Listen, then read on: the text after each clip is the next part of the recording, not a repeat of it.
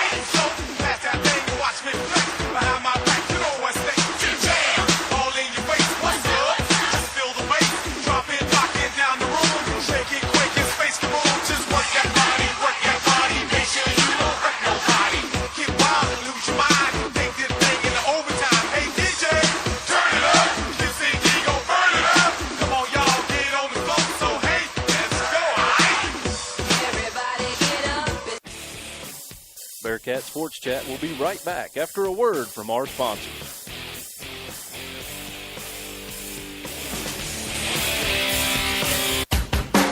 Listen to Virginia High School football on your computer or mobile device at Spreaker.com/Bearcat Radio.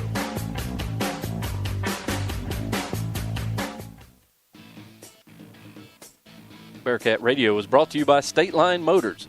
Visit State Line Motors on Euclid Avenue in Bristol.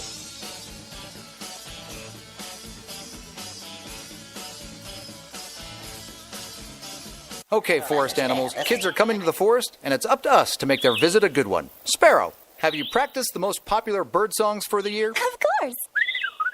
Catchy. I like it. River, how's the temperature? It's a refreshing 52 degrees, man. I love it. Turtle. He's not here yet, man. He's late every morning. Okay. Squirrel. The forest has been preparing just for you. To learn more about cool things to do in the forest, visit discovertheforest.org. Brought to you by the U.S. Forest Service and the Ad Council.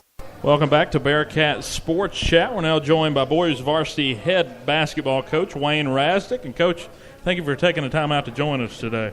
Thank you, fellas, for inviting me down here tonight. We're glad to talk about our team. We're excited about them. Yeah, we're definitely excited to have you on and getting ready for a new season, getting ready for the winter sports to get kicked off, and you're getting ready to start your first year back after a short retirement phase. How has your team looked so far, and what led to the decision to come out of retirement? Well, I left because of health reasons to my parents. I think my dad was in the hospital about 180 straight days. He had a full recovery and allowed me to be able to come back to what I really love to do, and I'm just glad to be here. All right, well, that's good then. So back to coaching, back in the Bearcat den, and last time you had a pretty good run at it. What do you expect now this second time around? Well, it's going to be a process, obviously. Our roster, if you look at it, we have 3 seniors, 2 juniors, 6 sophomores, and 1 freshman. We're going to look. There are going to be glimmers of hope there and look good at times, and then, of course, our youth's going to show up a little bit, and we just have to go back and learn together and make corrections as we go. These kids, and obviously there's a lot of them out here tonight in the lobby, it's a pretty close-knit group of young men, and they go full speed. They work hard. Everything will take care of itself. It'll be a group that'll be able to get down on the court and be able to hang with anybody, hopefully. So, you mentioned the youth in this team. You got 5 upperclassmen on the roster. Is that something you're excited about, and how do you get these guys to mesh into your roster? Well, it's just like they're all in the same class. They're not. But they mesh. You can see, you look in front of you, they're best friends on and off the court. That makes coaching just a little bit easier when you have that type of relationships. Is that something you see amongst all the Bearcat sports? 'Cause I know it's something we saw during the football season and volleyball season for sure. I see it. With this particular group here, they hang out together most every weekend, all weekend. It's that's just good stuff. Really good. So when's the cookout at your house? I guess when it warms up. You might have to wait a little while, right? So, Coach, this early season period, we're just now moving into the regular season. Mr. Harper was talking about how you've been doing some early morning workouts and other things like that. Teams, it seems like success early in the year is all about how well they're playing as a team. If you've got 5 individuals, you're not going to be able to get the wins. How do you feel this 10 to 12 guys on this roster have molded together as a group? Well, they've come a long way. We've still got a long way to go. However,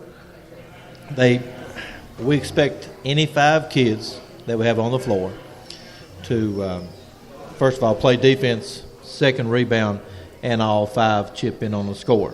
Now, we don't care who the high scorer is. We're totally focused on trying to be a complete team. And of course, that's going to be – the box score should show you that if we're successful. So you want to see an evenness throughout the box score, but you'll take a good night, I'm sure, from a – And there's going to be some that has a really strong night. But I think consistency as we go through the year, we look at that box score, and we had a scrimmage the other day, and that's the first thing I did is went through that box score and looked, and it's beginning to show. It definitely helps when you got that kind of balance, and it hurts these opposing defenses whenever they don't know who to guard. Well, it's pick your poison. Yeah. Give us an idea of your system or your scheme that you implement, and how successful do you feel like you're going to be implementing that this year? Well, this first year, it's going to be tough to stay consistent with what we want to do. But, I'm a big believer in multiple offenses. We're going to do what we have to do, obviously, but also multiple defenses. We prefer playing man-to-man, but, we've been known to play other defenses as well. We just have to take what our opponent gives us. Just adapt, huh? That's right. That's good, though, if these guys can learn that many different defenses, which as much work they put in, hopefully they can figure it out right. That's what the early season's for and all the summer.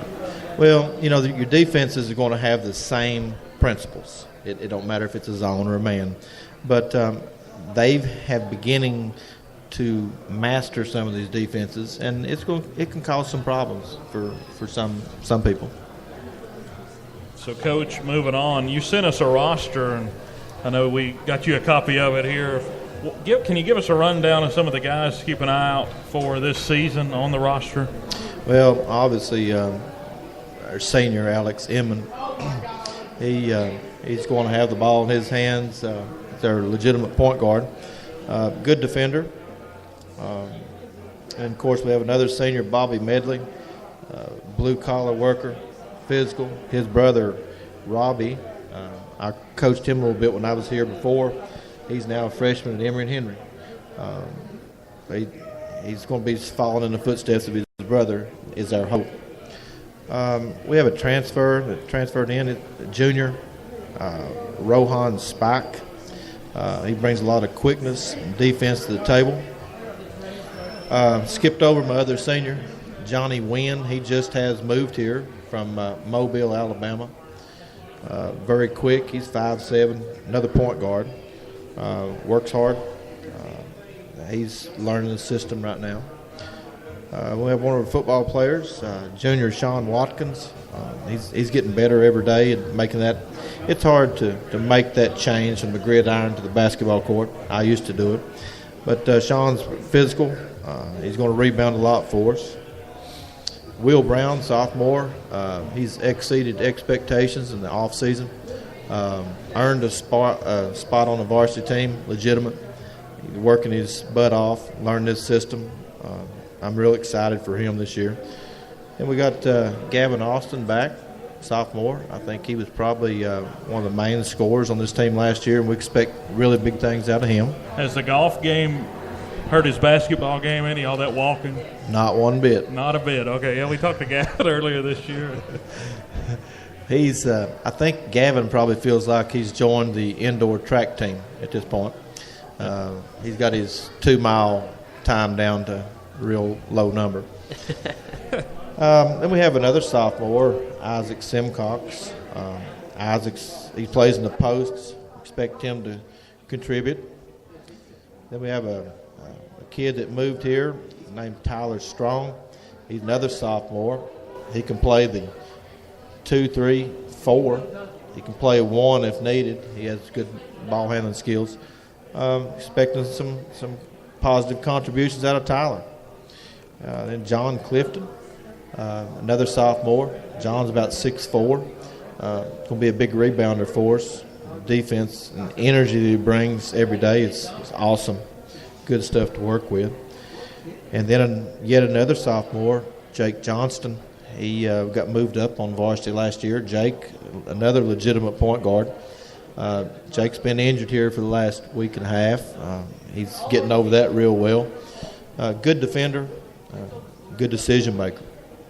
And then a guy that I'm really proud of. The lone freshman. Our lone freshman, Dalton Taylor.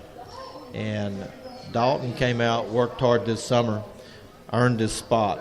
He can D you up, very coachable.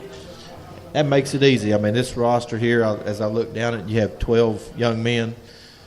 Probably one of the most coachable groups, young men, I've ever had anywhere. I'll tell you something, too. Whenever you were explaining things, it seemed like everybody had some sort of defensive toughness you added in there, so that's definitely a good sign. And then you said different things, different strengths. Guys in the post can get rebounds, guys that can shoot, guys that can steal the ball. You never know. So it takes all that to win a game or two, and definitely want to win quite a bit, right? So we do, and of course, we're going to be playing. I think Graham should probably be the favorite in our district, and they're a real experienced team, and we're going to have to take them on.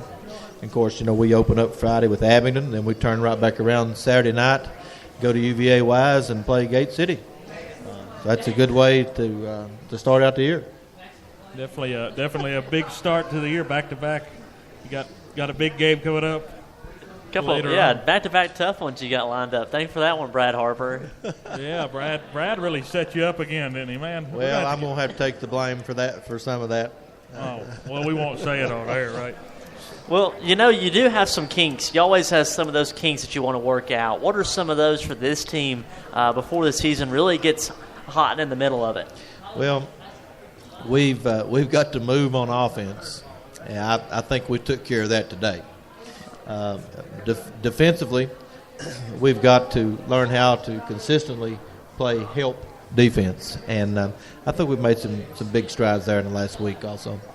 Awesome. Well, we look forward to seeing that. That's for sure. And Coach, can you tell us about the excitement that you're going to have on Friday night getting back into coaching yet again? What's going to be going through your mind right before tip? Well, I've been working on it for the last 2 weeks solid on what we need to do, what we got to do to get there. These kids, I really enjoy these 12 kids. They're awesome. They listen. And let's just see how well they listen come Friday night. And one more thing, Coach, before we get into the Ask Cats part of your segment, which is where the kids can ask the questions, or fans, anybody can ask the question using hashtag AskCats. But before then, of course, you started off, I believe, at St. Paul from what I've read. Is that true? That's correct, yep. So what have you learned in the years coaching since that first job there as the girls' coach at St. Paul? What has changed for Coach Rasmus? Well, I actually started at a tiny school in Dixon County, Irvington High School. It's not there anymore. And I bounced over to St. Paul and took that head girls job. They, as a young team, we won their first district title in 25 years, my second year there. I actually took that job 7 days before the season started. They didn't have anybody to take it. So, it was a rough one. But, I got to take the opportunity. I got an opportunity to coach my own son at Castlewood, which I did, and had a really good run there. We won the first 2 regional championships in that school's history, and they got a pretty rich history, so we was proud of what we was able to do there. And of course, when I got down here to Bristol, I love it here. I love the people. the kids, the school. We had a good run in 12, and that's where we want to try to get back to in the near future. Yeah.